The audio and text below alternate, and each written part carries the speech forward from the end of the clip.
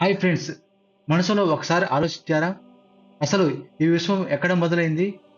ఎవరు సృష్టించారు? ఆదిలో ఏమీ లేదు. ఓన్లీ చీకటి మాత్రమే ఉండింది. అప్పుడు దేవుడు ఇలా పలికాడు, లోకంలో వెలుగు కలుగునుగాక అని. ఒక్క క్షణంలో వెలుగు ప్రత్యక్షమైంది. వెలుగు, చీకటి వేరు అయ్యాయి. పగలు, రాత్రి ఏర్పడ్డాయి. తరువాత దేవుడు ఆకాశాన్ని విస్తరించాడు. సముద్రాలను కూడగట్టాడు. భూమి వెలుగులోకి వచ్చింది. చెట్లు, పూలు, ప్రతి మొక్క భూమిని అలంకరించాయి. సూర్యుడు పగలుకును, చంద్రుడు, నక్షత్రాలు రాత్రి వెలుగునిచ్చాయి. తరువాత నీటిలో చేపలు, ఆకాశంలో పక్షులు, భూమిపై జంతువులు పుట్టాయి. చివరగా దేవుడు తన స్వరూపంలో ఉన్న మనిషిని సృష్టించాడు. జీవించడానికి, ప్రేమించడానికి, ఆయన సృష్టిని కాపాడడానికి. శూన్యం నుండి సృష్టి వరకు ఎంత అద్భుతమైందో కదా! మీరేమనుకుంటున్నారు? ఈ ప్రపంచం యాదృచ్ఛికమా? లేక దేవుని అద్భుత రూపకల్పన? కామెంట్స్‌లో చెప్పండి. Thank you.